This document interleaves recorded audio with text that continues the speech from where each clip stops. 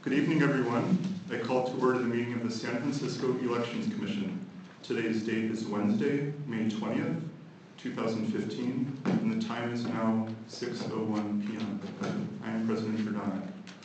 Before we take the roll, I would again like to welcome Secretary Nadia Hewitt. This is her first regular meeting, and thank you for all of your help to the Commission, Secretary Hewitt. With that, Secretary Hewitt, can you take the roll call attendance? Sure. President Giordano? Here. Commissioner John? Here. Commissioner Paris? Here. Vice President Rowe? Here. Commissioner Safont? Here. Commissioner Yu? Commissioner Yu is not here. And we also have with us today Director John Arntz, Deputy City Attorney Joshua White, and Commission Secretary Nadia Hewitt. So with that, let's move on to item number 2, discussion and possible action regarding open data. So this item I chose to have kind of out of the usual order to accommodate our speaker. And today we have with us Joy Bonaguro. She is San Francisco's Chief Data Officer and out of the Office of the Mayor. And she has been willing to present to us today. And a fun fact is that she's the country's 3rd Chief Data Officer. Do I have that correct? At the city level, yes. Oh, at the city level, okay. So, yeah, thank you very much for being willing to present to us today. And just so everyone knows, the structure of the item, Joy is going to present for about 15 minutes or so, and then we'll have a Q&A with her. And then after that, we'll have commissioner discussion, and then followed by public comment. We see we have Commissioner Yu just walked in the door.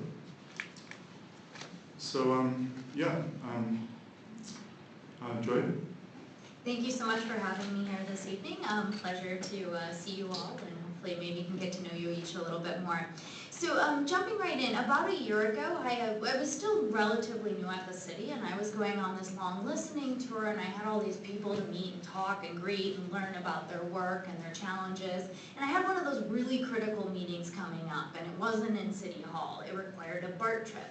And so, I had planned, looked ahead, how am I going to get there? Thought I had it all figured out, got there, come down the stairs, only to hear the sound of the BART pulling away, which I'm sure you've experienced.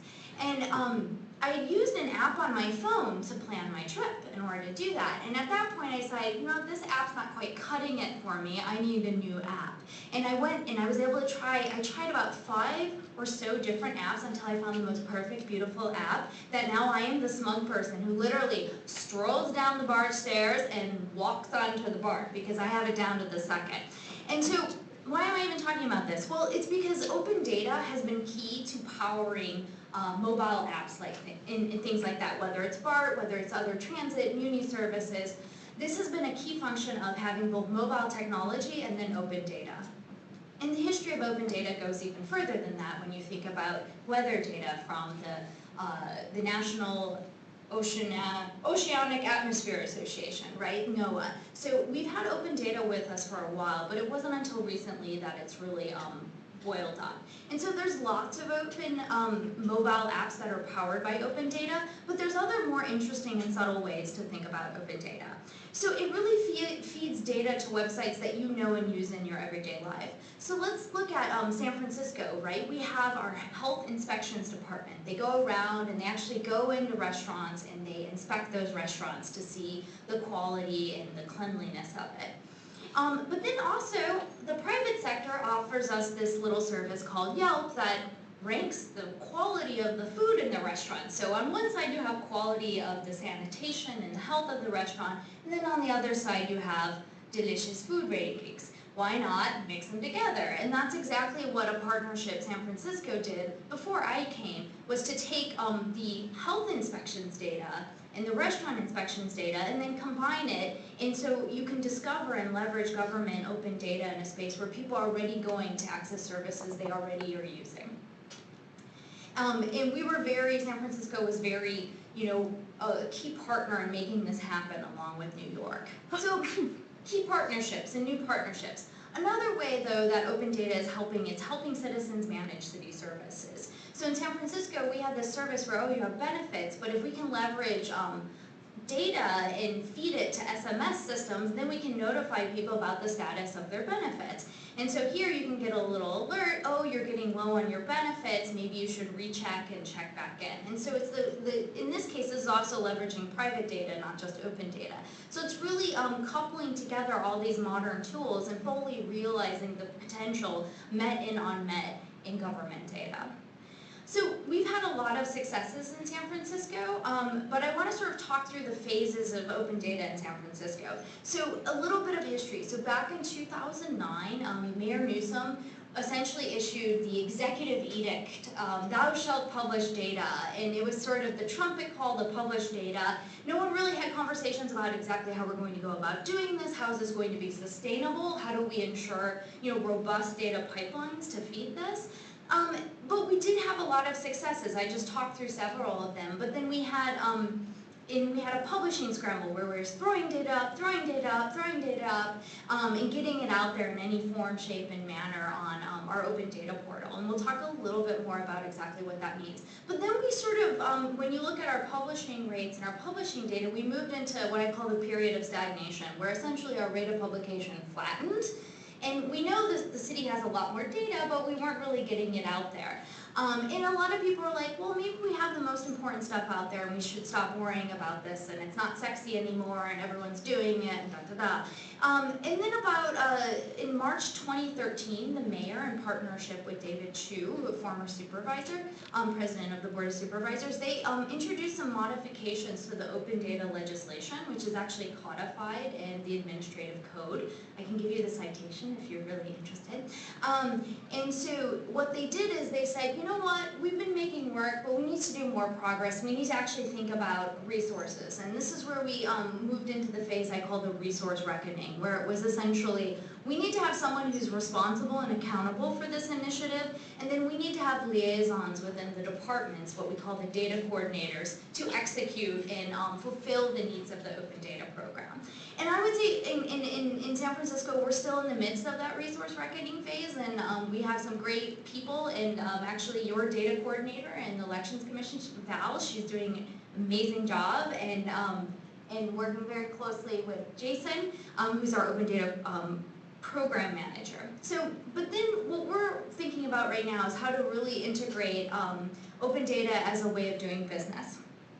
And sort of our way of motivating that is we have a central hypothesis, is that if we only focus on mobile app developers, sometimes those aren't, like, what is a mobile app developer going to do with, the inclusionary housing data?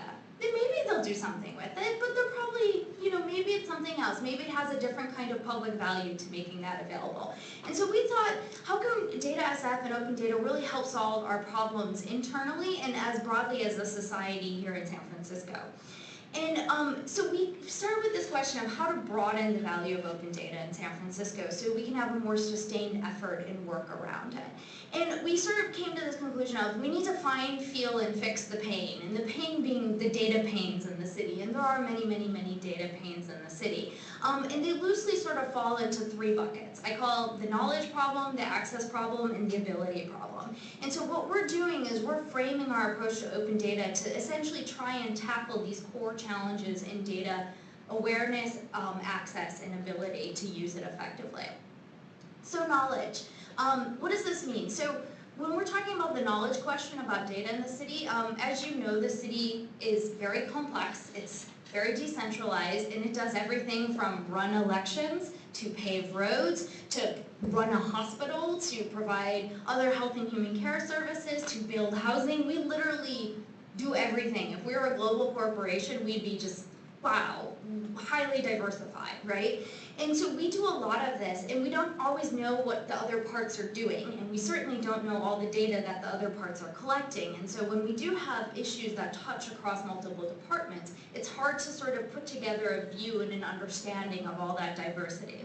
So what we're doing, and this actually comes out of our legislation, we had to create a catalog of the department's data, and this is what we call our data set inventory.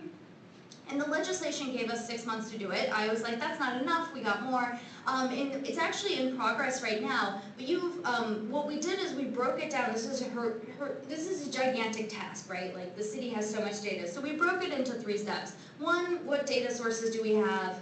Let's brainstorm data sets, and then let's enumerate the data sets within each department. And we work closely with the data coordinators, including the Elections Commission data coordinator. And here's our resource library, where we've been providing a lot of support to the data coordinators to help them do this effectively, because it was a pretty big task. And then we're, of course, what the legislation called for and what we modified was deadlines to actually go about doing this. And so we've actually made the data set inventory available. We have 69% of the city's departments have finished it. And here's actually the elections inventory. You can go and visit this online right now to see the data sets enumerated within the elections department itself.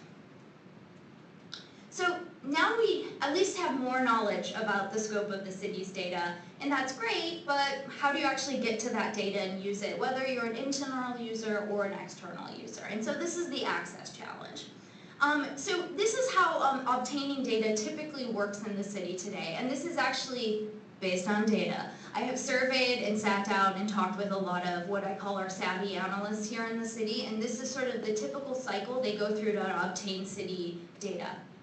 So if you find well, we're assuming you know that the data's out there, and then you know who to contact, right? So if you can sort of get over those 2 barriers, then maybe you can contact them and say, hey, you got this data. And they say, maybe. And by the way, this is like through email and phone calls. And then you say, can I have it, please? And they're like, don't respond. And you have to follow up, and you remind them. And then you say, oh, here it is. And then you start looking at it, but then you have all these questions about the data, because if you've just received like a data dump, it's overwhelming. Like, it's just, a data dump is not helpful, right? So all these questions and context, and so then you enter into the question death spiral where it's back and forth, and hopefully if they're interested in what you're trying to do, they'll supply you with all the answers to your numerous questions. And then of course, when it comes to updating the data, whether to update your analysis or update your map or do anything like that, see previous, right? And the whole cycle starts over and over again. So what we're positing is that as of Open Data, which is our open data portal, again, it's online, you can go see it, is that this can help reduce all this traction between getting data across departments, as well as feed the data needs outside of the city. And so, for example, if you go to, here's a data set from the Controller's Office, the Citywide Performance Measurement Annual Report.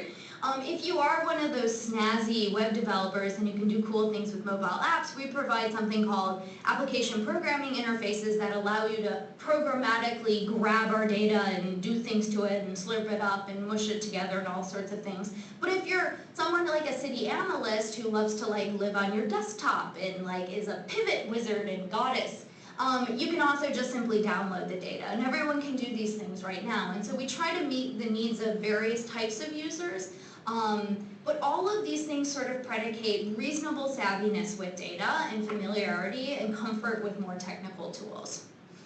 Now the Department of Elections actually has something really cool along these lines. It has a whole web page where it has the data results, maps, and archives, and doing a great job of this, visualizing the data, making it available. And so I think there's a lot of leadership in these. I don't know to what extent you all have played with it, but they're interactive. And so this is a way of taking data, which is just flat online, and making it more digestible and broadly available to an audience that might not have the right tools or skills to sort of munch on and do all sorts of other things.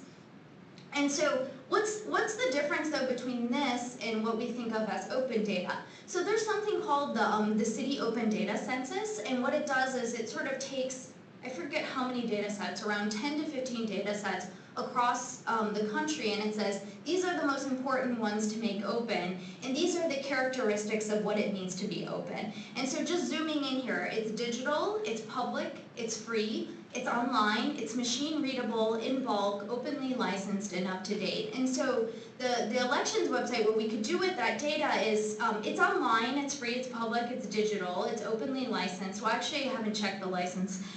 We have a citywide license for our open data, and I'm assuming it's up to date. But this machine readable and in bulk, this is getting at really leveraging the flexibility of open data, where machines can just go in there, and of course machines have been programmed by little human hands, and they can go in there and do cool stuff with the data and transform it into these wonderful mobile services.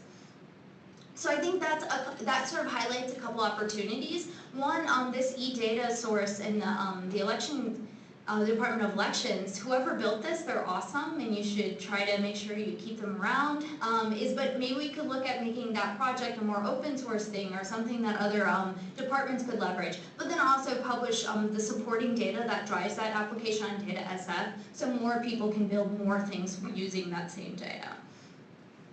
So we talked about knowledge. So if you know you have the data, if you can access it effectively, do you have the ability to use it effectively?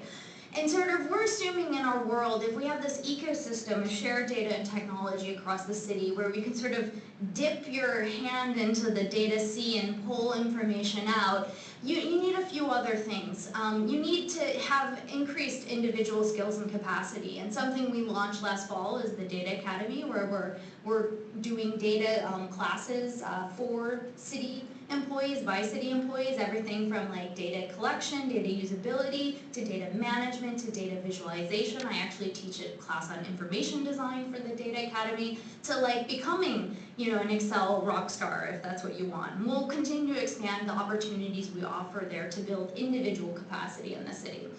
And then we're also working to support analytical work at the department level, and we can talk more about that. But then the last thing is we're working to really make open data and the city's data more broadly available to issues and decision makers and advocacy groups and things like that. And then the idea is that we can sort of hit all of these buckets, that will lead to increased use of data in decision making. And at some level, that's what we think we're really about. So a little bit more about a data-enabled policy environment. So I came to the city, and as you may or may not have heard, affordable housing is a big issue in the city.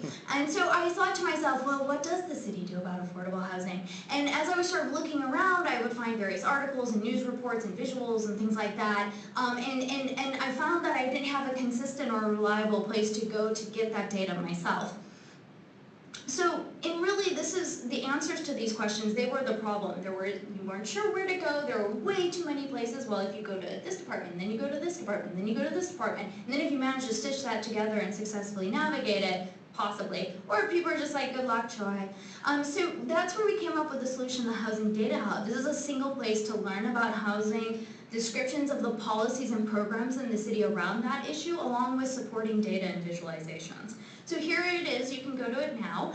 You can landing page, you can explore the overview, you can see a portfolio concept, like we actually have a bunch of programs. How can we start to foster portfolio thinking around complex issues? You can learn more about each policy, like inclusionary, with common sense, straightforward language and definitions. And then you can explore the data and the maps and the visualization, which really makes it come alive. And of course, we're tracking our progress. So if you want to check it out more, you can go to housing.datasf.org. But then what's really cool about this is, let's take evictions, right? That's been sitting in a department's database, and every time someone wants it, they have to ask them and go through that sort of crazy cycle I talked about. So now it's readily available, it's visualized. All this content up here provides context that's important to understanding and interpreting the data that you don't get when you just publish data flatly. But then what's super cool is that this little orange box, you can go to the source data set on Data SF if you don't like our visualization, you want a new one, you want to do it by month, you want to do it by calendar year or fiscal year or something like that, you can go ahead and download the raw data yourself. And we think this is about our open data program manager, Jason Lally, coined this enduring sources of truth and unbroken data lineages. So everyone knows where that data is coming from and can find it and doesn't have to rely or trust or cross their fingers. And so we talk a little bit more about this approach on our blog if you want to read about it, but essentially we're calling this strategic open data releases so we can help democratize how we as a government disseminate our data to a local audience that might be more focused on issues as opposed to just apps. And so that's really a key part of our approach and how we want to broaden the value of what we're doing. And so along those terms, as opportunities to broaden the value of the elections work. We talked about a couple already, but some other times, real-time data during elections that people could be consuming and making new news feeds and new commentary on the fly and that sort of thing, or data feeds and products on upcoming votes. And I'm sure you all have lots of ideas, but I think to that, speaking to that truth of like how can we make data more accessible to a broader population, but addressing things they really care about. With that, I'll stop. I'm probably a few minutes over. Thank you. Well, thank you very much. It's very, very informative. I'll start off with one question and then open it up to questions from other commissioners. But one question I had was, what is the relationship between your office and the various departments, and are you kind of more there as a resource, or do you have, because I think that the Department of Elections does an excellent job with the resources they have, but I sometimes feel that they may not necessarily have the resources they need to do all the things that the departments are being instructed to do. Sure, yeah, no, I think that's a great question. So we're, it depends on what it is. So for open data, what I've made the argument for is that we need to support the publication work in departments. We can't just be, one of, I think, our early failures in open data was not supporting the publication process and the needs there, in particular around automating the data feeds, because otherwise you're in some ways you're in the same cycle you were before. It's like update the data. And so what we want to do is leverage technology and central support to automate that work. And so we do need departments to provide their expertise and their content knowledge. But that's I think the key way that we're supporting around open data is on the publishing. And then on the other side of things where how could departments be using their data more effectively? So we're providing the Data Academy, which is free training to all city departments. And then we're also providing things like toolkits around developing performance management programs and things like that. So we're rolling those out this summer.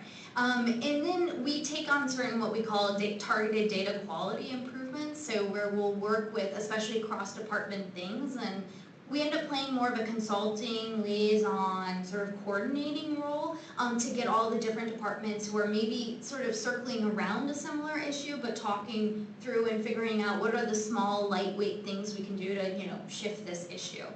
So there's a variety of things. Thank you. Other commissioners?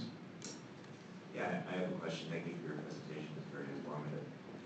Other than the items that you identified, and what I had down was making e-data as an open source project and also publishing the supporting data off OpenSM. And then you talked about some other possibilities, real-time data during election and data feeds and products of votes.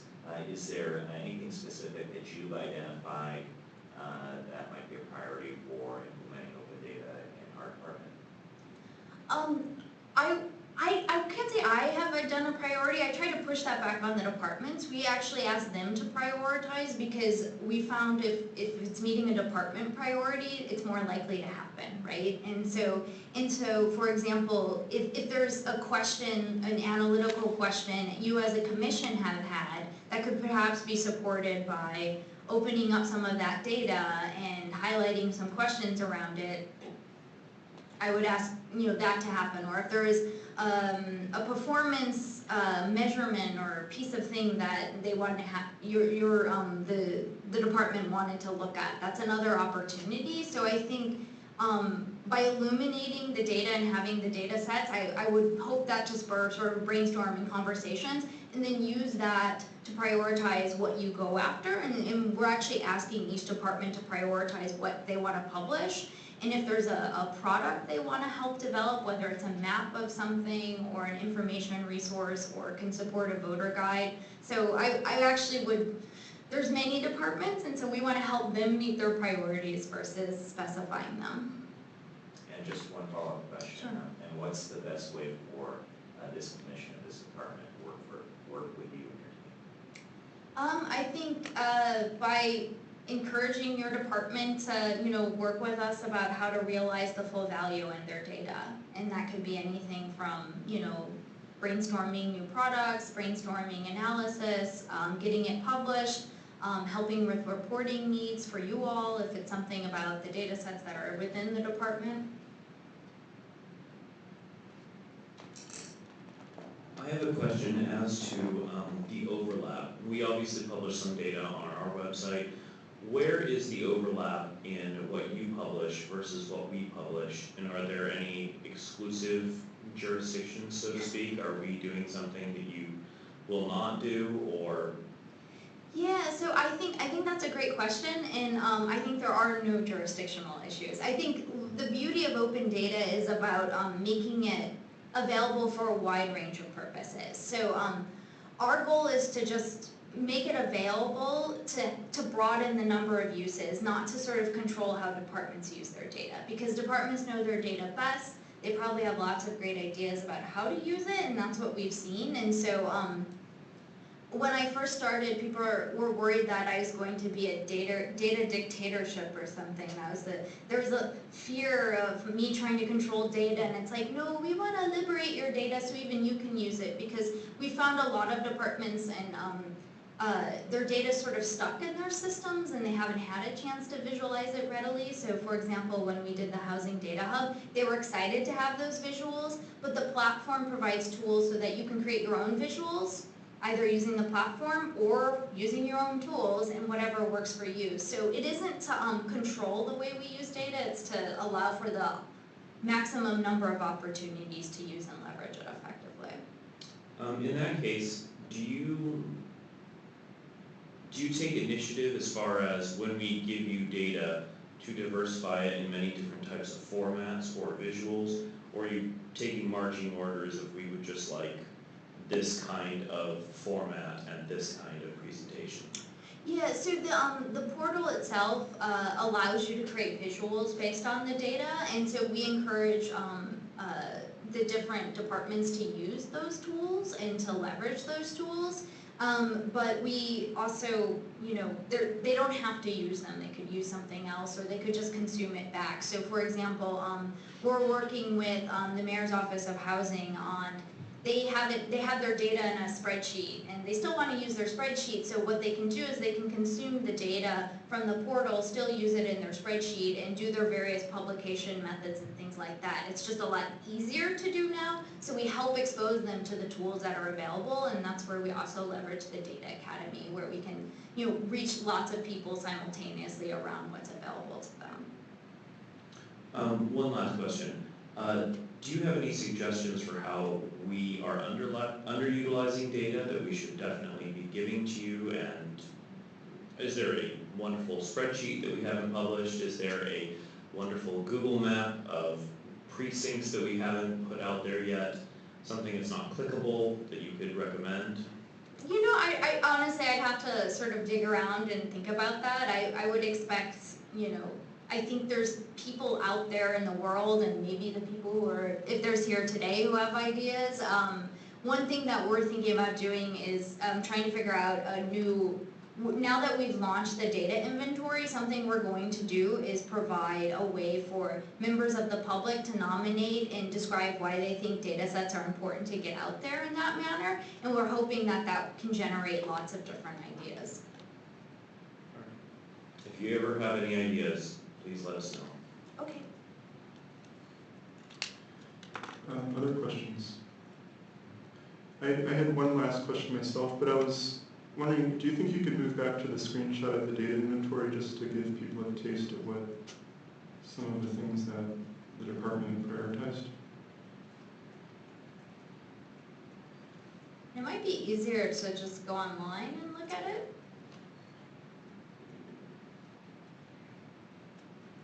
Maybe a couple back, is it? Are you able to do that? No, I'm not. Yeah, what, how about I can just pull it up. Okay. Yeah, so while you're pulling that up, the other question I had was, in terms of the city's overall plan and policy, what sort of timelines does the city have in terms of acting on the various prioritizations that different departments have? Is it kind of open-ended, just depending on? We're delegating that to departments. So what we've done, and there's a survey. So what we've done is we're rolling out right now what we call publishing plans, where we'll be asking departments to, they've been given a prioritization based on the privacy implications of the data, as well as what they've determined what they think is the most useful. And so we're asking departments to then, in 6-month increments, and we'll update the publishing plans every 6 months. What do you want to, attempt to publish in the next 6 months? What are you going to do planning around? And we'll actually be collecting those plans using a very lightweight online tool, and then we'll be making the publishing plans available for each department along with standardized metrics, so percent of public data sets that are published, percent of priority 1 data sets that are published. And so we'll have these codified metrics across every single department. Should be around midsummer. Okay. Another question. Could you describe a little bit more about the relationship and division of labor? I'm a little confused as to the gray zone between how much work, when it talks about publishing data, does our department do versus your department? Because I know we haven't talked about the little micro level of whose little people do the work. So departments have to prepare their data sets for publication, so that means providing the metadata or the data about the data. So there's literally a little form that gets filled out. They have to provide things like, what does each column mean? Because if people don't know what the data means, they can't use it. And so then the process is they submit that, and then we figure out, does it make sense to automate this data or not, in which case we provide support on the automation, and the complexity of that sort of depends on the department. We've had situations where in the process of automating their data, we've discovered data quality issues, and then because we just have a bunch of tools, we can sort of highlight, okay, it looks like this isn't being captured accurately, and they were able to go back and successfully make changes to the data and fix things. And so that took longer because they had to go through that process. And we're still developing, like, how long does it take to create an automation? We don't have enough data points yet, but we're focusing on departments where it's going to add value to them so they can use it and leverage it in their existing partnerships. So it's, it depends, which is a really annoying answer, but it's... Well, Lynn, can I just give you an example, because Sure. I can only really think of like 3. What about a fusion table that shows polling places throughout the entire city? True, you could put in your own address to show where your polling place is, but with people going to work or coffee or seeing their friends, and most people voting by mail, they might just want to see a map that has the closest one.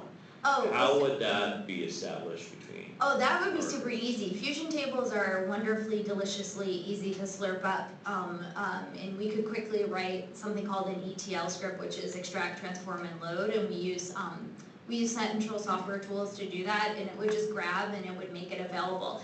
And again, the value of having it on Data SF versus simply the Fusion tables is you get a lot of additional tools for developers and your savvy analysts, which there's a tool called OData, which creates like a connection. If someone's using Excel, it automatically updates it to the online version. So it really is about providing many, many different ways to access the data if you use the portal. So something like that, that would be easy.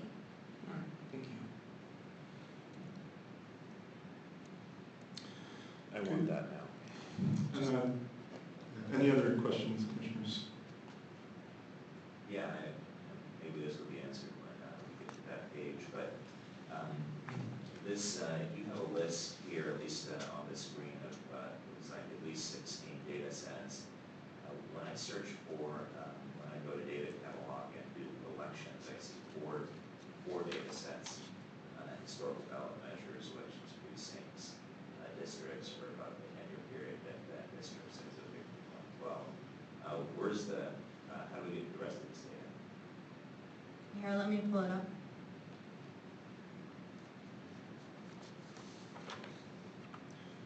Commissioner John, are you referring to the department's website or to the data portal? No, I meant data.sf.org.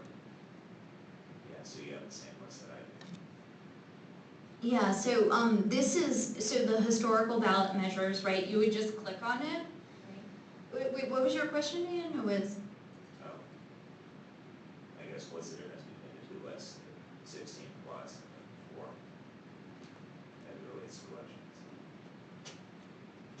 So one's a data set and then the other are what we call GIS files, so geographic files, where it's essentially shapes of boundaries.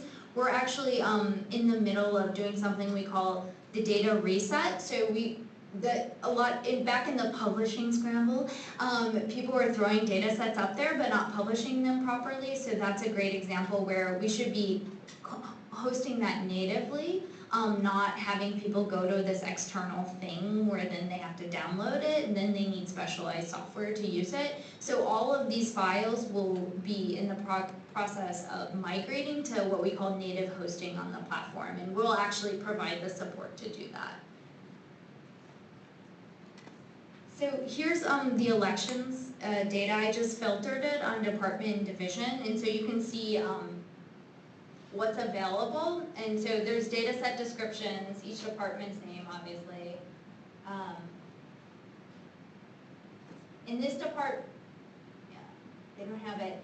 We haven't published the priority levels yet because not all of departments have classified each data set by priority, but certainly something you all could look through this and be like, we think this needs to be out there and we have ideas about how people could use it, and that can help inform the prioritization strategy. And then again, back to the question of how hard is this to do, part of it does depend on the cleanliness of the data and the ease of using and accessing the back-end system. So some departments have more challenging back-end systems than others, and that's where we'll consult and help figure out the best way to do that.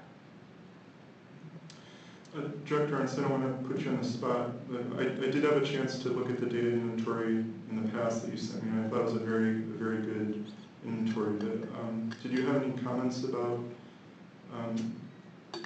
the prioritization? Do you recall the types of data sets that were on the list, or? No, I don't. No, the main thing was to get the data together for data SF. Then we're also working on our own to create data sets. We have to figure out how we're going to work in conjunction, use your tools and our website and your website at the same time. So no, as far as prioritization is concerned, I don't have any comments right now. Other questions? Okay, seeing none, thank you very much, Ms. Bonaguro. Thank you. So commissioners, I thought we could discuss anything with Director Arntz if we wanted to before opening up to public comment.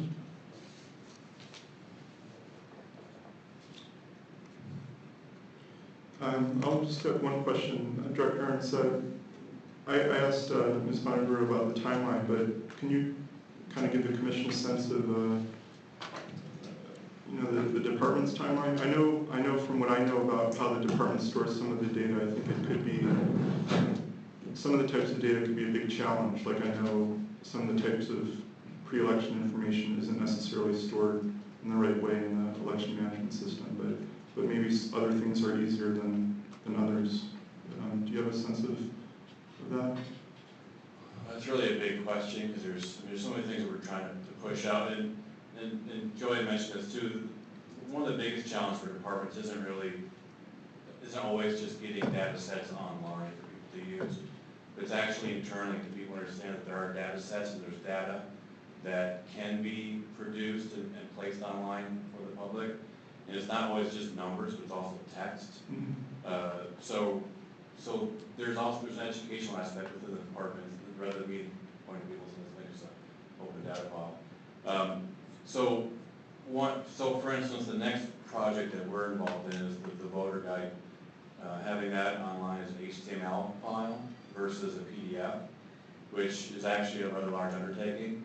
So we're working to get that done for November. Probably won't get the whole product HTMLized for this number, but we will going forward. So there's different things that we're working on. The next obvious aspect or data set would be the nomination information when someone files for office. But to do that, there's some work that has to be done on our side in the back end to get that information put out. Then also there's an issue where the nomination information isn't necessarily matching what the registration database would hold as far as candidates concerned. So we got to figure that out. So there's a bunch of information we're looking at. We're trying to get it out. But there are challenges both on the back end and also internally as far as people just understanding the concept of open data. And then the Open Data Academy, or the Data Academy, I forget the name, but that's a great idea. I didn't realize that existed. We'll definitely be taking advantage of that. But one thing too, for us, we're not looking at just pushing information out to the public so people can grab it and use it. But one thing is, an department, we're looking to, when we create information for ourselves, to also contemplate making that open data. So there is no specific structure applied to information so that people within the department can grab it and use it in different ways.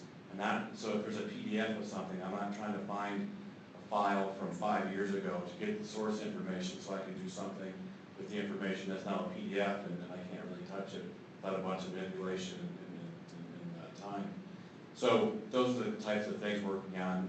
But as far as timing, the next thing for us is to incorporate what Data SF is working on into our site, figure out the relationship, the tools they have. I'll probably need more information as far as the development, on the development side, what they could do to help us as far as automating some of the exporting of data onto the website. And then also trying to hit the whole low-hanging fruit, voter guide, nomination information, the results. We'll be hitting that as well as we go into November. So that's kind of a rounding answer to it. And in terms of resources, are you relying on like your existing relationships with vendors, or is it more of your staff that you have on hand, or? A little bit of both. Mostly it's our staff doing the work.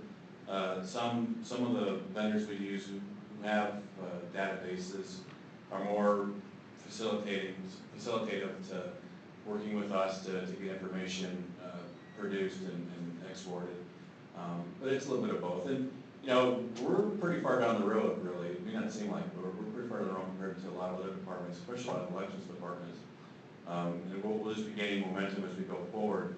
And I think once we get a handle on what we are doing and what we can do, and what's available to us within the city, then I think that'll help us have better conversations with the vendors going forward too.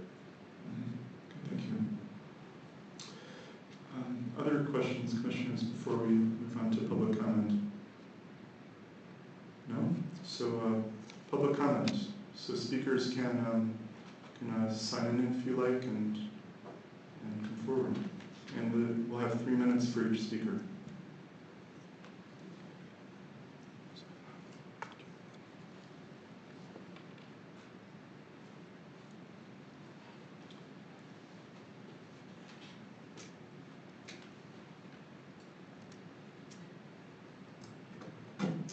Hello, thank you for having me here to speak. My name is Dale McGrew, and I'm the executive director of a nonprofit named We Vote. What we're doing is we're creating with a team of volunteers, we are creating a social network, a political social network, that lets voters compare their thoughts as well as look at the voting guides from a variety of endorsement organizations on each individual ballot item. We're planning to build this for San Francisco, and what would be super helpful would be any information that is on a voter guide that you're putting together as digital, in digital machine readable format, in terms of measures, candidates, endorsements, also multi-language would be very helpful. All the hard work that's done to translate in all the different languages, having that available. Anything else to add? Also, in addition to We Vote, there's a number of other organizations that are doing online voter guides. There's been a big push nationally to gather that data, and I know that from the county level down, it's very difficult to get that data. So any work that the Department of Elections can do in San Francisco would help greatly. Thank you.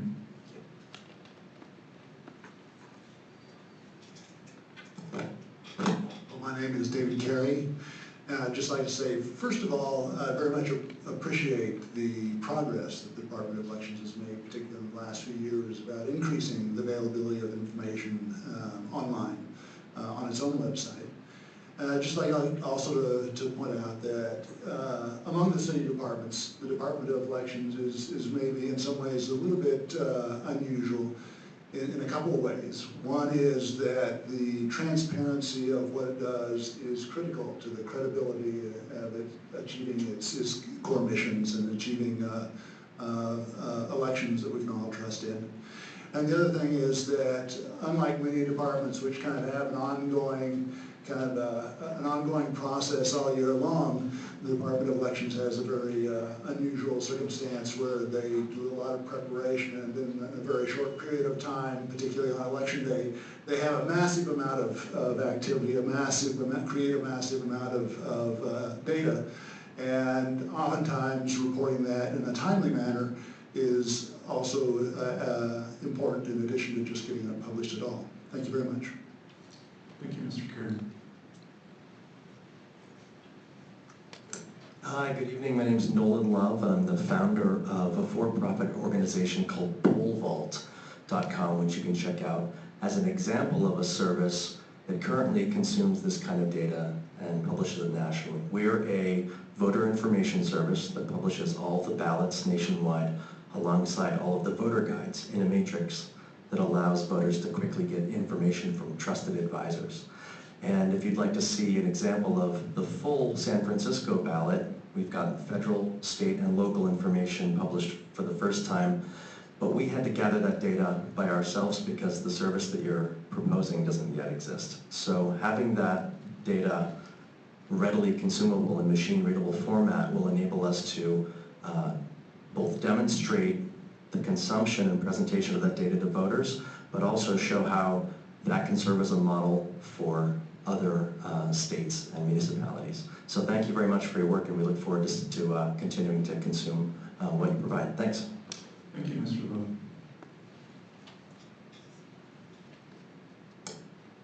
Hi, my name is Asha John, and I'm a volunteer with an organization called Code for San Francisco.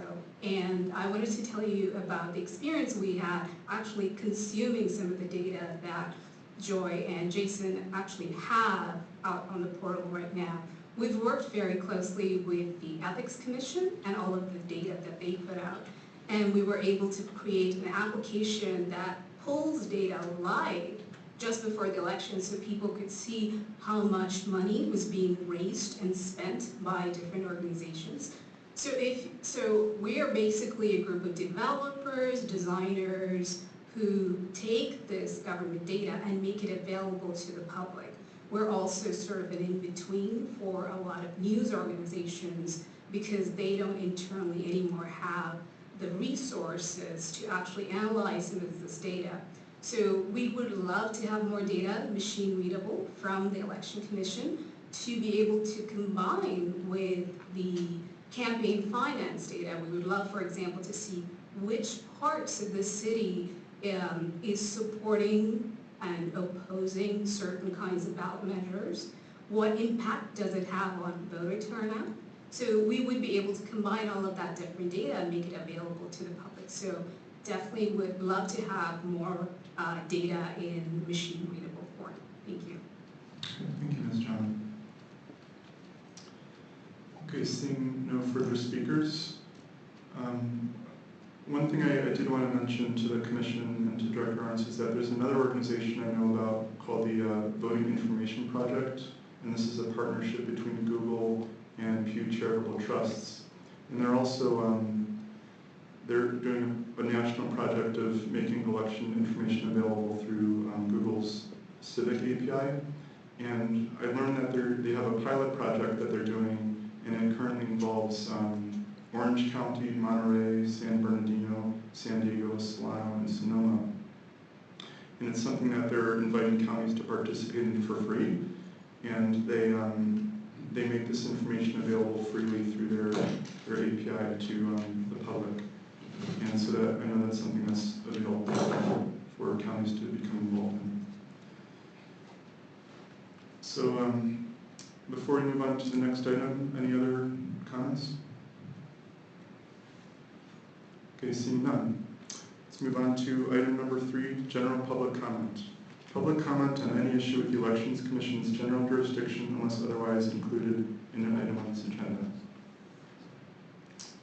Seeing none, Move on to item number 4, approval of minutes for the previous regular meeting. Discussion, possible action to approve minutes for the April 15th, 2015 regular Elections Commission meeting. Commissioners, any changes to suggest prior to a motion? We have a motion to approve the draft minutes. I second. Commissioner discussion? Public comment? Secretary Hewitt, a roll call vote? President Giordano, Yes. Commissioner Dunn, Yes. Commissioner Harris, Aye. Vice President Rowe, Yes. Commissioner Safant, Yes. Commissioner Yu. Yes. And the vote passes unanimously. Okay, let's move on to item number 5, approval of minutes for the previous meeting. This is discussion, possible action to approve minutes for the April 23rd, 2015 Special Elections Commission meeting. May I have a motion to approve the draft minutes? I second. Commissioner discussion? Seeing none. Public comment? Seeing none. Secretary Hewitt? President Giordano, Yes. Commissioner Dunn, Yes. Commissioner Harris, Aye. Vice President Rowe, Yes. Commissioner Safant, Yes. Commissioner Yu. Yes. The vote passes unanimously. Item number 6, Commissioners' reports. So I'll start this one off. So the first thing I'd like to announce that I'm appointing Commissioner Harris to the Budget and Oversight of Public Elections Committee. And so that's going to fill out the committee. And I want to thank Commissioner Harris for your willingness to serve on the committee. You're very welcome. And that committee, of course, is chaired by Vice President Rowe. Next item, I wanted to just give the Commission an update on the voting systems discussion we had at the last meeting. And what I wanted to share with the Commission is that I spoke with Stephen Bennett, who's a representative of Dominion Voting Systems. He's our current vendor, or sorry, the company's our current vendor. And he shared with me that that company, Dominion, is going to be submitting their system for certification to the Secretary of State's office at the end of this year. And I just want to let the Commission know that and Director Arntz said that our RFP is probably going to be issued at the beginning of next year. So it sounds like they'll be submitting their system for certification before the RFP is issued. So what I would like to do is to invite Mr. Bennett to one of our next meetings, and we'll have a chance to ask him questions about the system that they're submitting for certification, since that's something that they're working on now. Can I? Sure. Would you provide the same time to anyone else who wants to submit potentially in response to the RFP? Because would you be giving Dominion more exposure than any other potential responder? Yeah, we would allow any Okay. or I would allow any company to have the same privilege. But I think it is a little bit of an exceptional circumstance given that they're a current vendor, but of course, for the future RFP. Yeah, that's my concern, is that somehow there's a perception that Dominion was giving status above other potential bidders, because we've invited them to a commission meeting. I'm not trying to stop it, I'm just trying to put that out there, because if someone else thinks the process was unfair. Okay, then I think what I'll do is I'll discuss it with the Deputy City Attorney White, and we can, unless you want to say something now, but I'll just discuss it. We can talk about it Before that's done. The next item I wanted to report is that as the Commission knows, LAFCO, which is the Local Agency for Information Commission, was doing a study on open source voting systems for the Board of Supervisors. And their executive officer, Jason Freed, let me know that they completed the draft version of that study. So it's now online. I sent an email to the Commission basically with a link, and that's also in the public review file.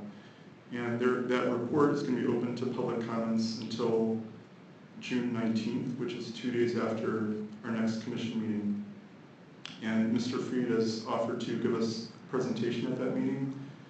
And because the report is so long, I think it's 25 pages with appendices, I'd also like to refer that to BOPEC so we can have a chance to kind of discuss things in more detail there, because the public comment period is going to basically end 2 days after the full commission meeting. So that will give us a chance to give a little bit more feedback. So that covers what I wanted to report on. Other commissioners? I would like to actually reach out to the Board of Education to discuss what specifically they had in mind coming in September for their voter outreach and education, if they needed any additional help or resources or any kind of coordination. That is not something I've done just yet because, well, anybody who's worked in education has pretty much told me to politely get lost until finals are over. So I will wait until then. Okay. Other commissioners? All right. Public comment? Seeing none. Let's move on to item number 7, Director's Report. All right. Director Arntz? Thank you. On the admin side, so we're coming to the end of the fiscal year, so the admin group is starting to close out work orders, POs, making sure that whatever expenditures will take place, there's sufficient funding in the object categories. Also, we'll be attending the language access ordinance meeting taking place. I think it's next week regarding the reporting requirements for following the implementation of Filipino and also providing access to other languages besides English.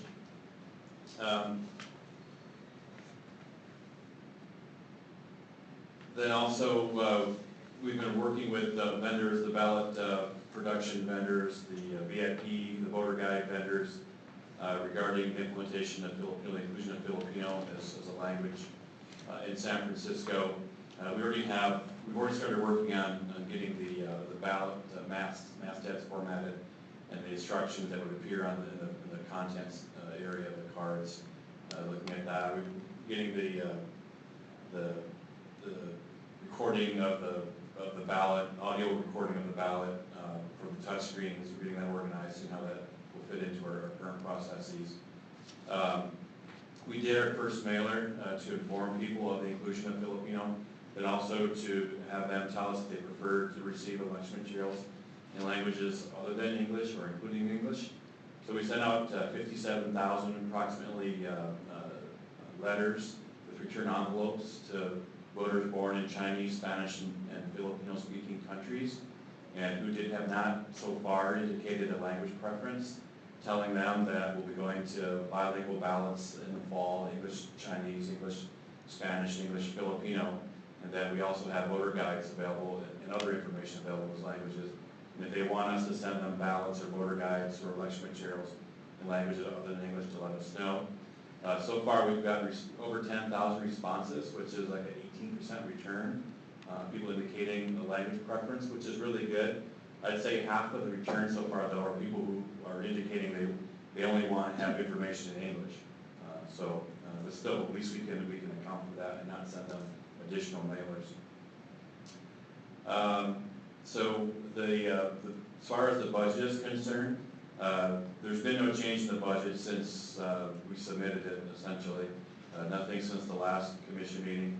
And I'll be going before the Budget and Finance Committee on June 15th is the first hearing. Then if there's we have any challenges to the budget, then I go back on June 22nd. So that's about a week earlier than the previous years.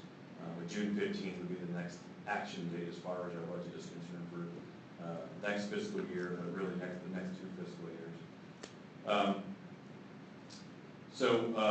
The radio frequency identification system that's now, the software is being developed. We're done with the scope of work and having those conversations, and so now the actual software is being developed. So we'll be implementing that, and replacing our current asset tracking system with the RFID system for the November election. One thing, I probably get it done by Friday, if not, I'll get it done next week.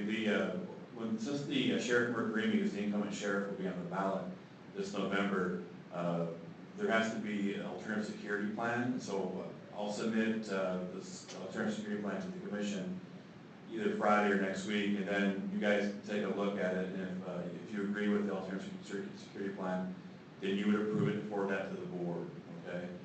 In the past, what the plan has been is to actually remove the incumbent sheriff from any decision-making related to the election, and then the sheriff formally, and in previous elections it was Sheriff Hennessy, he formally excused himself to everyone in his department from any activities, any decisions, and any operational activities in relation to the election, and assigned or designated one person in the ops division of the sheriff's office to make decisions and oversee the deputies who work with elections through the election cycle until certification. I've already had communication with Sheriff Mercury. He agrees with this approach. His ops division is aware of it. They understand that I'll be submitting the plan to the commission, and there'll be some conversation about that. The sheriff's office has offered to actually have someone appear at the elections commission and talk about how this plan will be implemented. So if that's something you want at your June meeting, I'm sure that we can arrange it. So just gives you a heads up. Then if you want to include that into your VOPAC meeting, that's something we can talk about as well. So also on the admin side, we've, I think I indicated last meeting, the 1950 assistant purchaser position we filled in. The person started last week. And then next, once the DHR provides and then scores and lists people taking the tests for the 1840 and 1842 classifications, then we'll be going through the process of hiring 3 1840s and 2 1842s. And hopefully we'll have that done by the end of July. On ballot distribution, so they're organizing some commercial business district elections with the Mayor's Office of Economic Workforce Development. Those elections, there's 4, Heber Buena, Rincon Hill, West Portal, and Dogpatch. And the elections will take place at the end of June and beginning of July. Also, the ballot distribution division, that's the first group several years ago that actually started to create data sets in the department, so in kind of conjunction with Joy's presentation. So now what they've been doing in the past several years, once they've developed their data sets, and there has been a need to have their data from previous years in similar formats as will be compared to the information we gather now. That's been done. They're using to project their election activities and compare it to actuals and things like that. So now they've taken their information, their knowledge, their experience, and they're working with the outreach division to do similar data compilation and also using it for forecasting staff, resources, and things like that. They're also developing a better way to get the ballots for the 1% manual tally from City Hall down to the warehouse, just because we'll have another multi-card ballot this year. It's a challenge for us to make sure that each card is in the right box. We're working on a better process so that when we do the 1% manual tally, we're not trying to find cards, which slows us down. They're also working on ballot orders and also packaging due to the going from a trilingual card to 3 bilingual cards. That's a significant change in the processes. Also looking at the PD envelopes based on the bifurcation of languages rather than having trilingual content on all of our election materials. And then several of us went to Alameda yesterday to view observe their election processes in relation to their Senate race. Then also they're working on signing. One thing we're going to be doing going forward, you saw it in the processing center at the warehouse this last election, is start, if we can, depending on the City Hall will let us, I guess it's because of the historic building, there's restrictions on how we can use our space. We actually post and hang signage regarding the different processes in the department that the public can understand just by looking at the signs without having to ask someone. So that if they see someone doing something, there will at least be a sign near that person indicating, well, we're extracting ballots from envelopes here. So people have a sense of what's going on. Then we also want to color code as much as we can our processes. We've already color coded the languages, actually.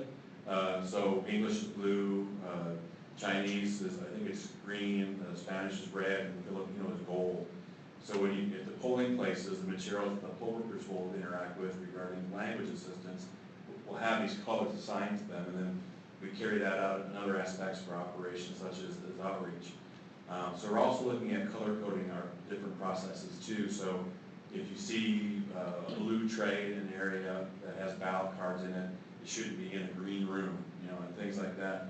So people can more easily observe and understand the processes, but also know visually, from the visual cues, that the process is working as we said that it's supposed to be working. Something as simple as using colors. So they've been trying to get that put together before November, as have other divisions.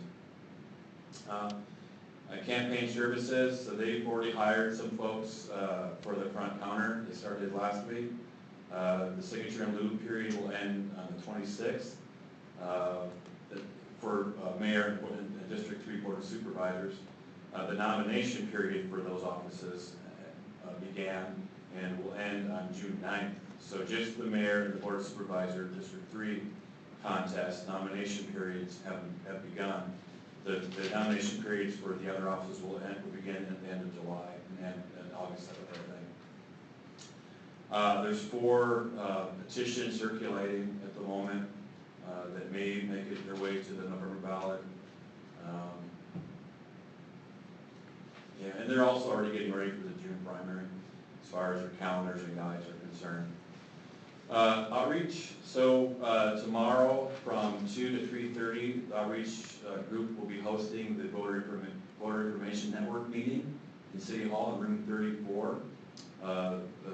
The agenda concerns receiving feedback from our outreach plans for implementing Filipino and the languages and services, all of the materials that we've already designed and the services that we propose going into November.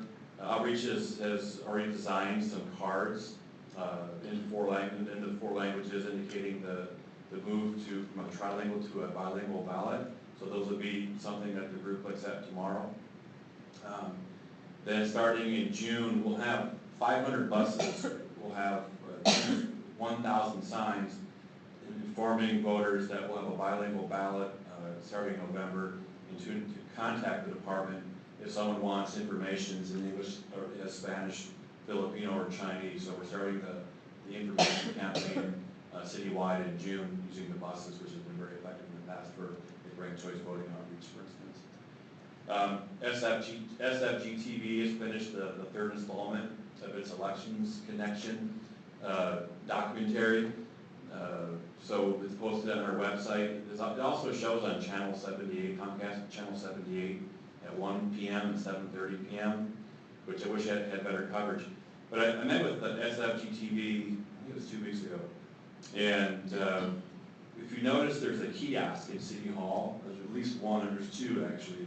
And we're Grove and McAllister Street. There might be some, probably some on the main floor. I haven't seen them. And SFG TV actually provides the content for those kiosks. And we can stream we can place content on the kiosk, which we will. We can also stream our videos that SFG TV makes for us on these kiosks, as well as other city offices throughout the county, as well as boards such as the one behind me. So if there's a period before a meeting where a commission, a committee, or whatever is not showing content, then we can stream videos and put content in the hearing rooms throughout City Hall. So that's one thing we're looking at as well. Outreach has been going to the events, Cinco de Mayo, Richmond District Health Fair, the USCIS ceremonies like that. Poll worker section, so they actually contacted many high schools regarding the voter education weeks. We contacted 40 schools, and we got 7 actually invited us to come and give presentations or be available at a presentation. in the high school. We'll do it again in September. I think the total number of potential voters registered at the high schools was 60. The number of people that actually completed, and it provided us registration cards.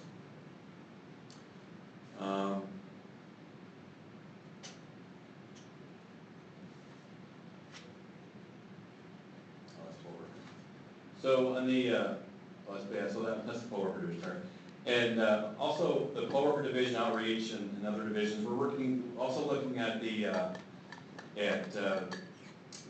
having our signage have a more uniform look to it, more uniform feel to it.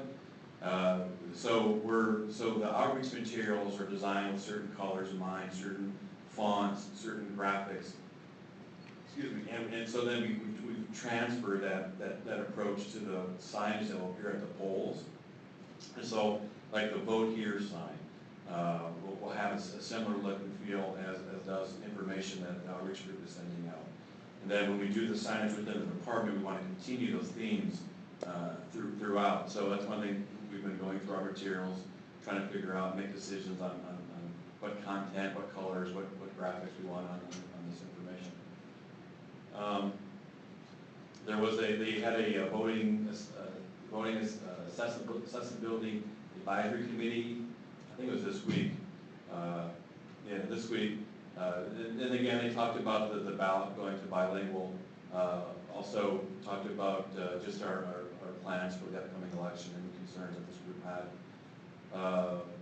Also, since I think I said in the previous meeting, room 34 is soon to be a bike room. And so there won't be any meetings or taking place, but for us, even more importantly, there won't be any poll worker training taking place in room 34. So instead of having poll worker classes during the week, we're going to a weekend schedule. So we've been working, where the poll worker group is working with the Department of Real Estate and Building Services and the City Hall to find space for us to hold poll worker classes during the weekends. And that's also a significant change in our process, but so far so good, I think, as far as finding the space. And from experience, it seems like poll workers prefer weekend classes first. And there's some, not all do, but it seems like most do. So this will be a change that's more in line with what poll workers have wanted. But it's a challenge for us to do just weekends. And we will probably have Friday classes, 2 Friday classes as well for those who still want to go during the week. And the poll worker group is also filming a training video on how to set up accessible polling places. So making sure that the space between the walking, the path of travel space meets requirements, that the voting booths are set up properly, that the edge is set up properly, so that they're getting that project done now. On the precinct services side, the availability letters that came back to us so far are in sufficient numbers that we don't have to actually go out and look for polling places for the November election, since we're consolidating from 572 polling places down to about 390. So that's a big relief for us, actually. So we were actually able to focus our attention on other things besides looking for polling places. But one thing that they're doing is setting up ways to capture information regarding the polling places, so that when we do go out and look for a place, we capture the information, so we know how much time it takes. Maybe it takes more time in one part of town versus another part of town. Maybe there's more cancellations in one part versus another part. Try to get a sense and add some values to the different precincts, the different parts of town as far as finding polling places. And we want to do the same thing with poll workers as well, try to get a sense of the history of what's happened in the past, because I think around 72% of our poll workers return from election to election. It's not the same 72%, I mean, some drop out over time. But where do we need to focus our attention immediately when it comes to recruiting poll workers? Right now, it's more of a general approach, but where can we make it more specific? So that's taking place.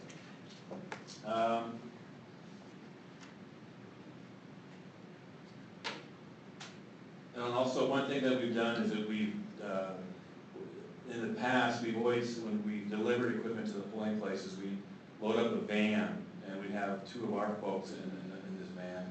Then the delivery company would have a truck full of stuff, and we'd have 2 people in the truck, and our van would be the truck throughout the city to deliver all the equipment and supplies to polling places. Well, now we worked it out with the drayage vendor to actually put one of our folks in the truck. So that, and also the items that were in the vans go into the trucks as well, which removes 22 to 25 vans off our list of things to deal with the week before election day and the week following, as far as the equipment and materials and supplies are concerned for polling places. That's a big deal too for us, so thanks to them.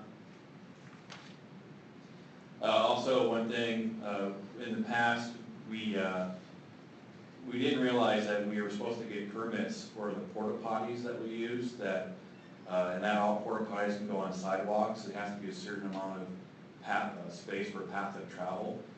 So now that we have this information, this knowledge, we're actually having to go to DPW and get permits for 80 porta potties to take up parking places at different polling places throughout the city. This is going to be a big job for us because we have to post signage 10 days before the use of a parking spot for us to place a porta potty. And then we have to ensure that the signs are in place 72 hours before the actual use of the space. So we got to figure out how we're going to get people going out throughout town to make sure the signage is up, make sure it stays up, and make sure that when you know, the 3 days before election day, that there's no mistaking that we need that space for that porta potty, so when it's delivered, they have a place to go to. Then on publications, a lot of work on the Filipino implementation, the ballots, as I mentioned, the voter guide, working with the other divisions, reviewing the language before we do translations into Filipino. They're getting ready to hire new staff in. The IT group, the timesheet application that we talked about has been final. We'll go live next week, the week after next. So the statistics that we have from the Voter Services Division, that was the second division that actually started to create data sets of their operation. But it was always a lot of manual tracking, a lot of manual counting of information. Now we've automated that, and so the next step will be to start to use that information and display the content to the people in the division so they can track in real time what's happening, who has what product, where's the actual versus the projection, and things like that. And this is the type of data that when it comes to the internal understanding of open data, this would be an example, because this is something that is in a format that we could potentially push out into the website in a file format that someone else could grab, and they could use whatever, and if they want to know how many work hard processing. This is just an example. But if you remember before last November's election, I kept talking about this ballot processing table that we put together that no one else has this. That's something, and it's complicated, but that's information that we plan on pushing out for the November election. It tells people where their ballot is in the process. It tells them if their vote-by-mail ballot was printed. It tells them if it was put into an envelope. It tells them if it was mailed. It tells voters if we received the envelope. It tells them if we opened the envelope. It tells them if we put their ballot card through the computer room for tabulation. So that's something we'll try to push out for November as well. And again, that's us. Again, and that's where I think open data, that's when it really takes off, is when the departments, the individual department understand the concepts. Not just to get a product out and put it on the website because you make John shut up, but to actually understand the concept behind it, because then they can move the information to different pieces of the operation within the department. You know, so that's where we're at right now as far as the department's concerned in open data. We're also, one thing is going to happen at the warehouse that the IT group is overseeing. Right now we have a DSL connection at the warehouse, and literally it's like 1 megabyte per second, whatever the measurement, half to one. I think it's half sending, half sending and one receiving. It's incredibly slow, so we really can't do a lot at the warehouse. But we found this company that Monkey Brains that provides internet connection using a microwave platform. So we're work with the port and Monkey Brains to get a dish on top of the warehouse to have internet speeds 50 to 100 times faster than our current connection. And then what we can do is start to do video conferencing. since we have 2 sites, then we can video conference from City Hall to the warehouse. And then when I was over at Alameda yesterday, they have drop cams in their warehouse. They have a security camera system, and they also have drop cams. So they can move them around, they're wireless. And so they can actually have interaction with processes taking place in the warehouse, which is another sort of town for them, just like ours is here in San Francisco. And so the folks who like valve distribution, if they want to have the product, the package for poll workers in a certain way, they don't have to make that half-hour trip to the warehouse and then get caught in traffic on the way back. They can start using drop cams to watch the process and also the video conferencing. So that's a big deal for us. Voter services, they've been processing those letters that went out regarding the Filipino language. They've been training their staff, they've got several new staff. Warehouse, so they're looking at their processes, processing center, trying to figure out if there's ways to use gravity conveyor rollers to move stuff around like FedEx does versus hauling everything by hand.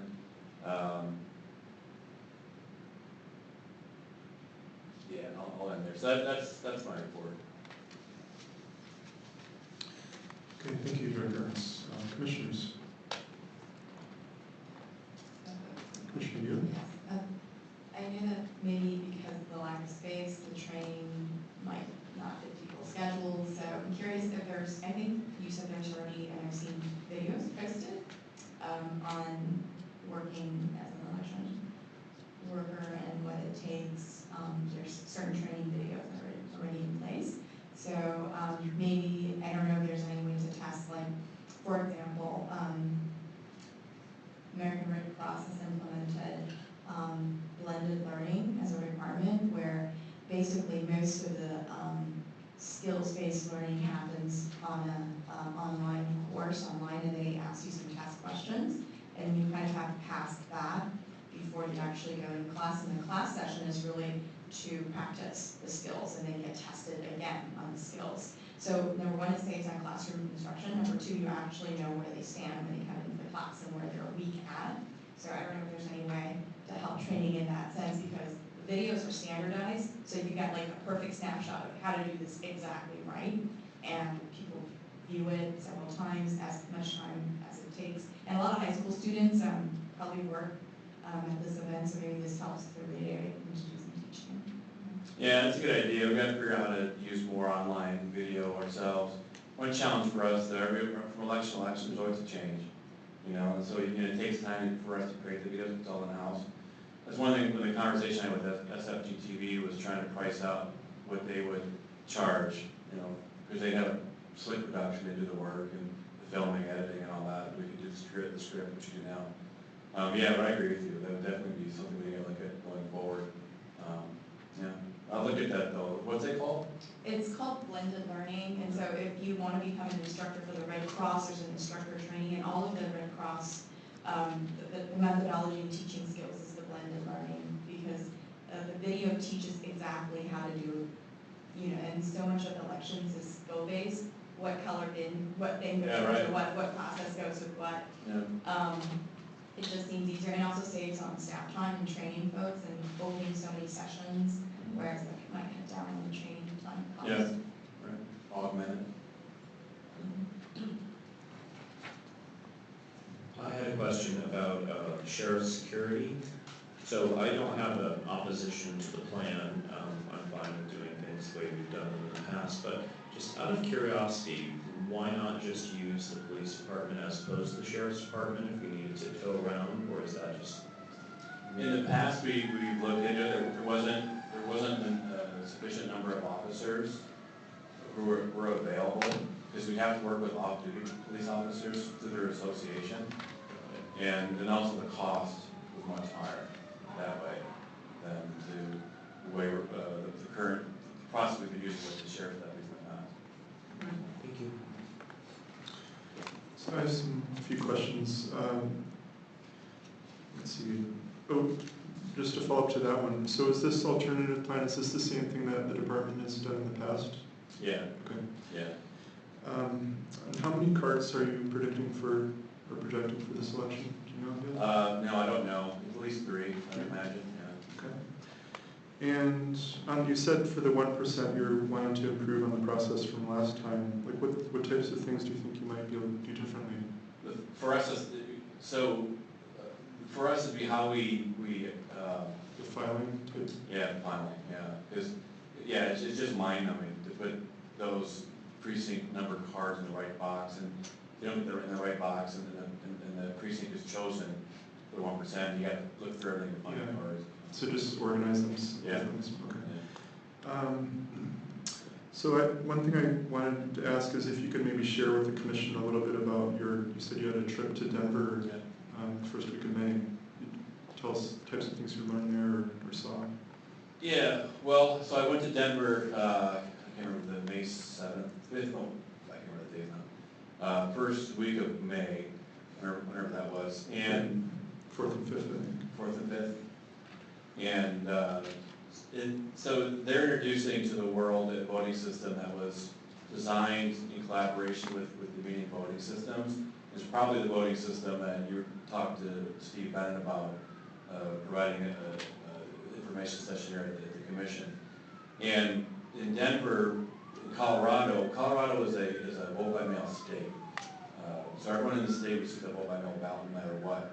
The voters can opt out of getting a ballot. Here, it's opt out of your voter guide. There, they opt out of the ballot. And for those folks who opt out of receiving a vote by mail ballot, there's no polling places.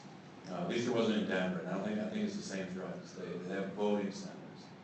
And so these voting centers, there were 7 voting centers in Denver, and I think there's 7 for each election. I don't think they expand. If they do, it's not by much. And then they also place vote by mail mailboxes essentially throughout the city, like 25 of those, so people can drop off their ballots, especially like doing a white or mailboxes. And there's also drop-off stations throughout Denver, similar to what we do here at City Hall, but they're set up in the road because there's no traffic in Denver compared to San Francisco. And people drop off their ballot to the folks who are at the station. But if someone were to go vote on election day, for instance, they would go to a voting center, and when they would go vote, they vote in one of 2 ways. They vote on a paper ballot that the county printed on demand at the time and gave to the voter, the right ballot and everything, or they voted on a tablet. Now they go and it'd be similar to voting on a touchscreen here in San Francisco. You go to a counter, and you'd somehow inform the folks working at the counter that who you are, and they would give you a card, like you do with the edges with the touchscreens now. You would take that card and you would swipe it in the tablet, and your ballot would show up. And then you vote your ballot on the tablet. And then when you were done, you press vote. And then the tablet would send a Bluetooth message to an HP printer, an inkjet. It was sitting right next to it in the voting booth. To print a paper copy of the ballot that you just voted using the tablet. Then you take that paper ballot and give it to someone at the counter to put it in an envelope, and you were done. Then the ballots themselves, since they're printed specifically for the voters, they don't have 2 and 3 languages on them. They're one language. If you vote Spanish, you get a Spanish ballot. You vote English, you get English ballot. So which means they have more real estate for the content on the card, which means they have less card. And I think it was like a 2 or 3 contest election, so there wasn't much to take up space anyway. But they're not used to having multi-card ballots like we are, and this process would help for sure because they would never have to have multi-language ballots. And then they use scanners that, they're not. Right now, all the ballots that come back to City Hall for county that are vote by mail, we use optical scan tabulators that were designed by the vendor, and then we run the cards through in Denver. They would actually purchase just regularly manufactured scanners. In this case, it's Canon, and they would use those to count all their ballot cards. Since there was, I think it was like a 20% turnout election, so there was no pressure on the process whatsoever. Everything went really good that day with all the visitors watching the election. But what I liked, one, they have a lot of space. Every process that they have to handle a ballot has its own room. Every room is literally half the size of my entire office. No, And then every room had a window where the public could view and watch what's going on. And this is why I'm really pushing on color coding and signage right now, because I saw it in action in Denver. They color code every room. And everyone in the room wears if it's a blue room where they open the envelopes, everyone had a blue vest on, you know. And there, partisan politics are much different than they are in San Francisco. So everyone who works the election must wear a badge indicating their party affiliations. And so if you're a Dem, you have a badge in your vest that says Dem. If you're Republican, you have a badge that says Rep. If you're non-affiliated, it was UAF. But you go to a room, it would be the blue room, and have a blue vest on, and they'd have their party badge on their vests, and then they would color the trays too. So like the blue trays would be in the blue room, you know, and the green trays would be in the green room. Yellow trays would be. So if you saw a tray of balance, a blue tray in the yellow room, you knew this shouldn't be there.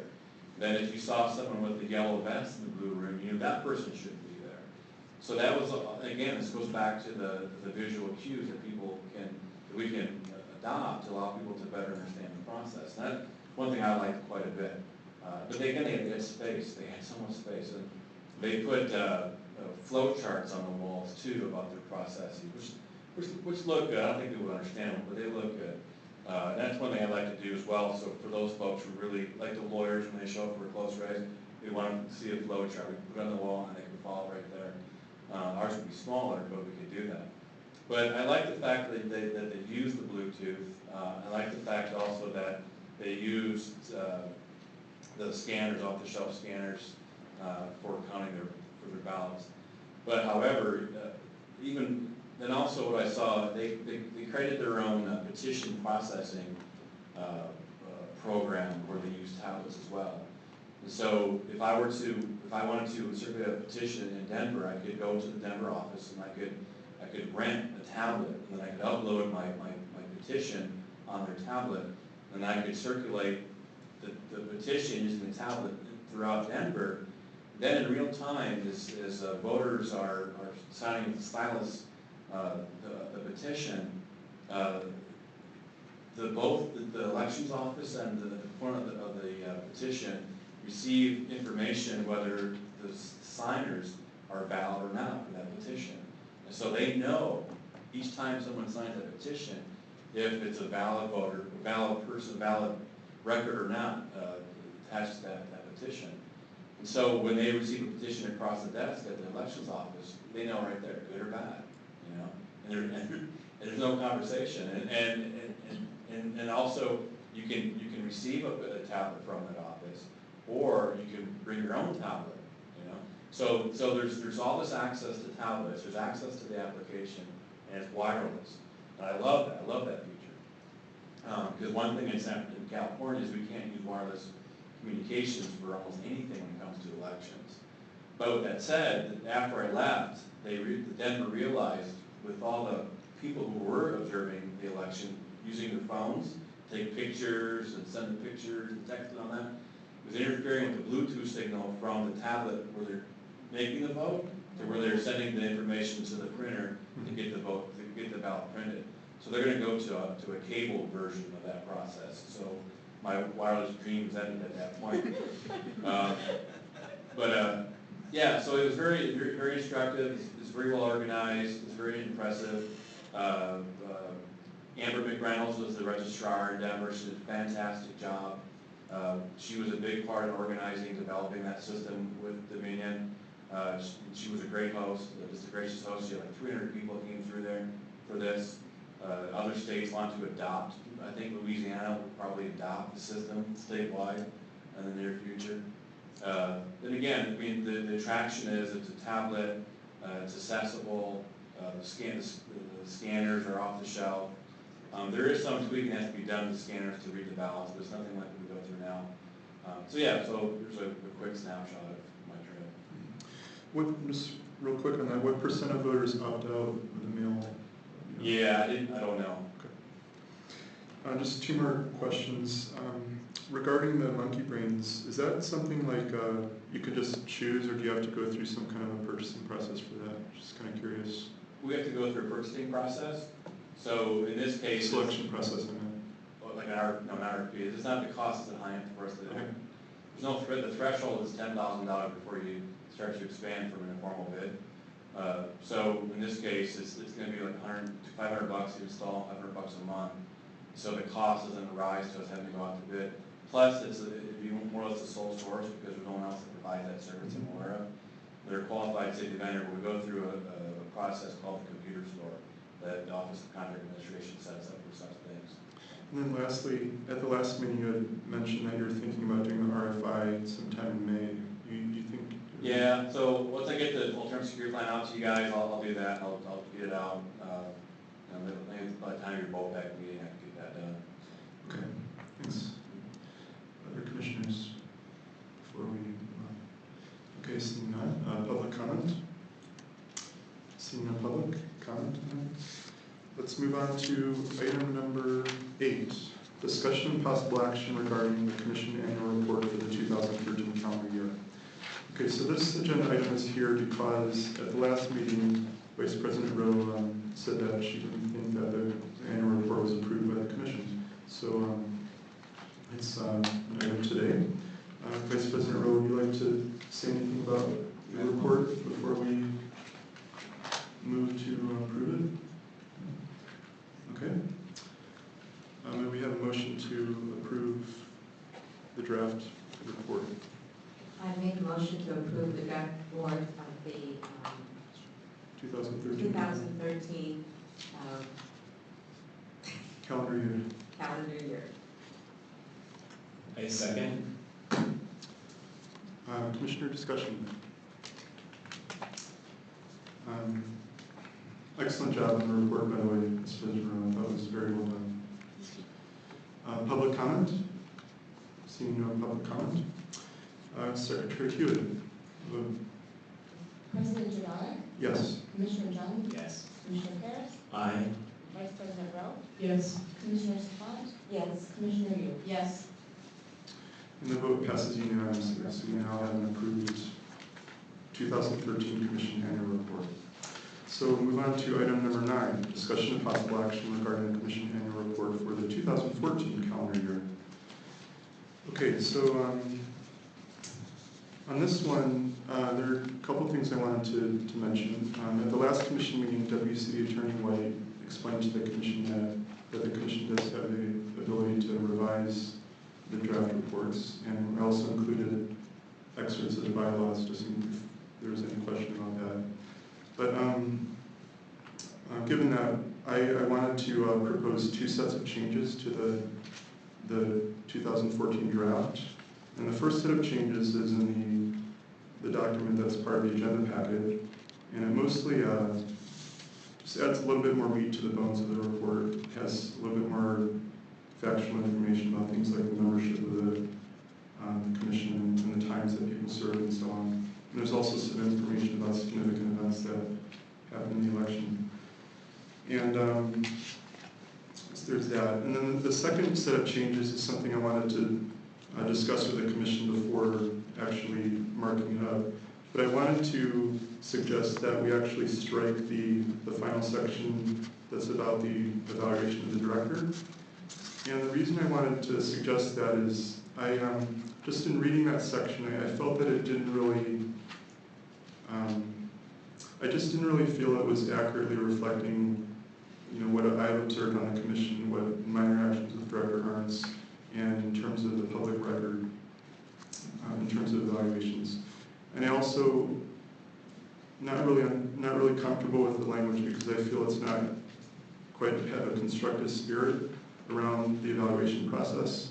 And I know a few months ago we had a discussion about the guidelines for evaluating the director, and I thought that the way Director Arntz approached that process was very constructive and didn't voice any of the sorts of opinions that are described in this section.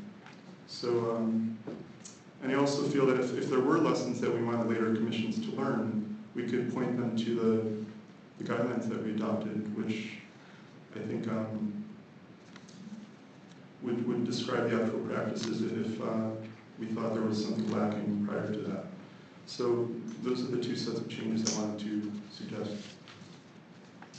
I absolutely concur on, I thought your additions were good. I absolutely concur on deleting the part starting, what was showing for me, page 3, line 92. Right. I think that is inaccurate. None of that has happened since I've been on the commission, and I think it's inappropriate to include information that I don't recall anything like that ever happening. We have been through that issue a number of times over the years. We've asked Director Arntz how he felt about that. He's always been fine with it, and I've never sensed any objection whatsoever while I've been on the commission, so I really strongly urge the striking of that portion. Thank you. And just to clarify, and that would go from line 92 to line 129, I assume? With this striking out? Yes. Okay. I think also the footnote. footnote. I do have a question for the deputy attorney. Where is this line drawn between personnel matters and the annual report? You know, the matter of fact of the accuracy being subject to, I did feel that was, this entire section when reading it, did kind of tiptoe on that. Could you at all cast some light on where that falls? I wasn't 100% sure that was an appropriate place to put it. It's hard to sort of articulate the line. I mean, I think that, generally speaking, discussion about, the format of how a review is conducted is something that would be public, whereas when you get into the actual substance of the performance, that's the type of thing that should be, occur in closed session, or to the extent that it would appear in a document, that all or some of that document would be confidential. I reviewed this, and I agree with you that it was close, but it was on the right side of the line. Any sort of substantive discussion of how the performance actually is conducted I would certainly be on that and make sure that it's in a closed session. You're happy, I'm happy. Other commissioners?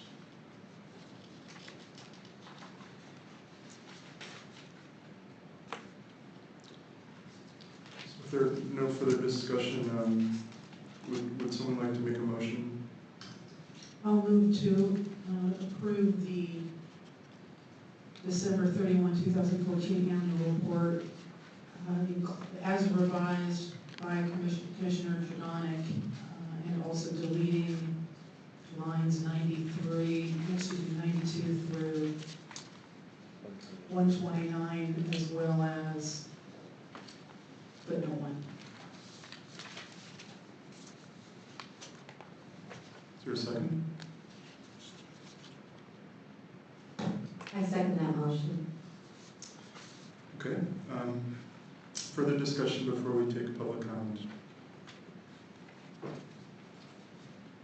seeing none, public comment? No public comment. Secretary Hewitt? President Giordano, Yes. Commissioner John, Yes. Commissioner Ferris, Yes. Vice President Rowe, Yes. Commissioner Safant, Yes. Commissioner Yu. Yes. So the vote passes unanimously. Okay, let's move on to item number 10, agenda items for future meetings. So as I said during the commissioner's reports, I wanted to have an item about the draft open source study. And also I should have mentioned during my report, but it's still applicable to this item, I mentioned at the last meeting having an agenda item about RCB reporting policy, and I'm still kind of in discussion with, we're considering that policy, so this is why I didn't bring it forward today, so that may be at a future meeting. Other commissioners? I actually, thank you. In regards to big data, I do know that we had a section of action items on big data, but frankly, I didn't want to put the director on the spot or pretend that I was smart enough to come up with something so quickly. But being given that presentation, the only quick thing that I could pat myself on the back for was the idea of that polling place map. I would love to see that, but in addition to that, any kind of other small report on any big data items that we could come up with, I think would be a great item to discuss. Whether you just want to create a list or we suggest items that can be discussed, it doesn't need to be super thorough in its completeness, but at least the merits and priorities of what kind of data we think should be out there that would be helpful versus not to give to Data SF. I think that would be worthwhile. Okay, sounds good. Other commissioners? Okay, public comment? Seeing none. Let's move on to item number 11, Public Employee Performance Evaluation for Director of Elections, John Arntz. So let's begin with public comment on this item. Seeing no public comment. So is there any commissioner discussion before we motion to go into closed session? Seeing none. May we have a motion to move into closed session? And when we do move into closed session, of course, the room will need to be cleared. And just so everyone knows, there are no agenda items after this item. I move to go into closed session as pursuant to the Brown Act and Sunshine Ordinance. I second that motion. Okay, further discussion? Seeing none. Public comment on the motion? Seeing none. Secretary Hewitt. President Giuliani, Yes. Commissioner John, Yes. Commissioner Paris, Yes. Vice President Rose, Yes. Commissioner Safon, Yes. Commissioner Yu. Yes. Okay, so the time is 7:47 p.m. and we're going to be moving into closed session now. And Director Arntz, I think you're welcome to leave as well. Although actually before that,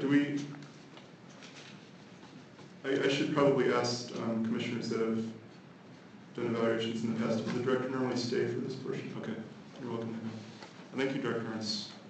Do I go to my office or wait in the hallway or? Yeah, you can, I'm done? you're done for the evening. Are you serious? Yeah. Yeah. That's a shame. All right, thank you. Unless you have cookies or something for I got a lifesaver, 3-hour power.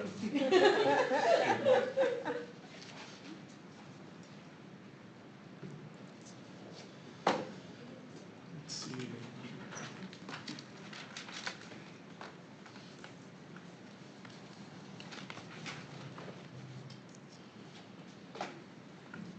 I want to make sure we have the sign as well.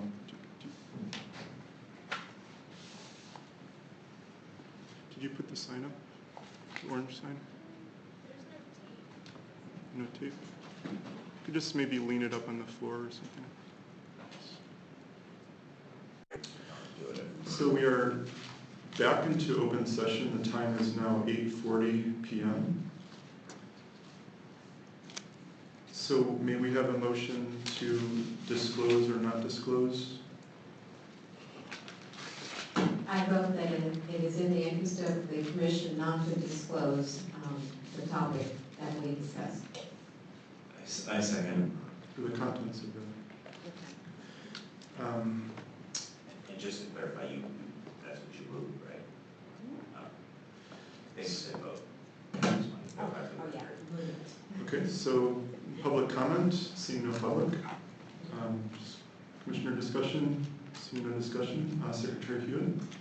President Giuliani, Yes. Commissioner John, Yes. Commissioner Paris, Yes. Vice President Rose, Yes. Commissioner Safon, Yes. Commissioner Yu. Yes. Okay, that concludes the meeting. Have a wonderful evening, everyone. The time is now 8:41 p.m. and the meeting is adjourned.